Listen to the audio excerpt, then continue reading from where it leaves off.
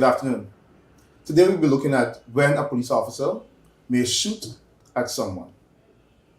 This is a very important topic that has been debated quite a lot over time.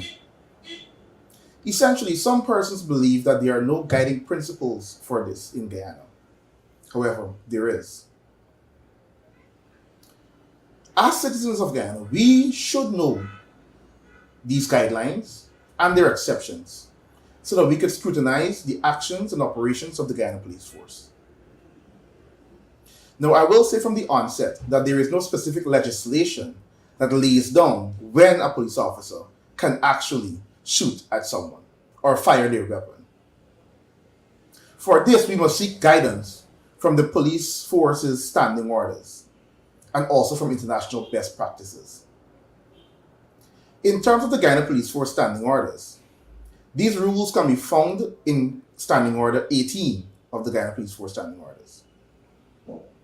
Specifically, subparagraph 31, which states, and I quote, "You may fire A when you are attacked and you apprehend serious danger to your person and unable to defend yourself by any other means. B, when property you are ordered to defend is attacked and you are unable to safeguard it by any other means.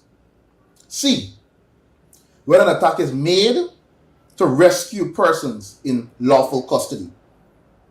D, when anyone is found committing or about to commit a felony, burglary, shop breaking, store breaking, house breaking, arson, or arrested by any other means. E, to prevent any police station or police outpost from being overrun. F, when so ordered by a superior rank to fire." Essentially, the police may fire only in the most serious circumstances, when they are so ordered to do so, or when there is no other option available to them. Note that the superior rank must still follow those previously mentioned guidelines when giving orders to a junior rank to shoot. They must assess the situation and the circumstances before even giving such an order. Those guidelines previously mentioned are the guiding principles of the Guyana Police Force on when a person may fire, when a rank may fire. Those guidelines must also be written in the pocketbook of every rank of the Guyana Police Force.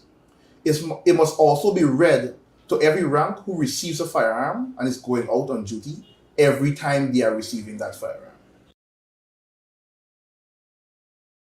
Additionally, we may also seek guidance from international best practices on when a police officer may fire. Some of these best practices are basically common sense.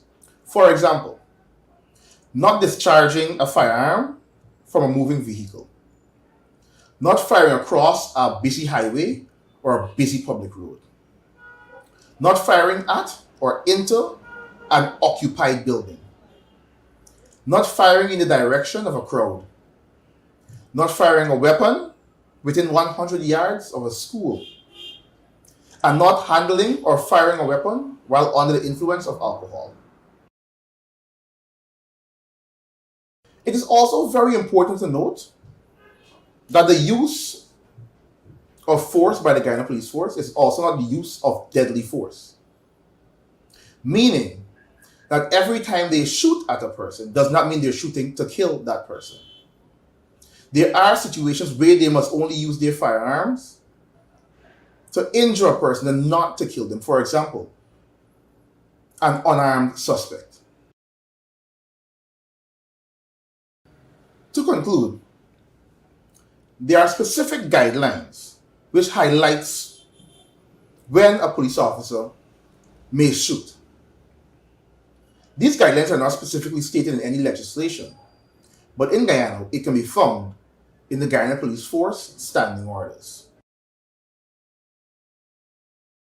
They make provisions for when and under what circumstances a police officer may fire.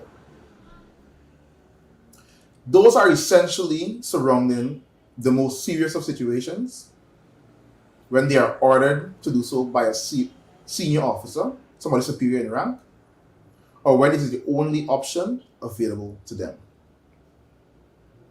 However, it is our view that the government should review these guidelines and put them into legislation. Thank you.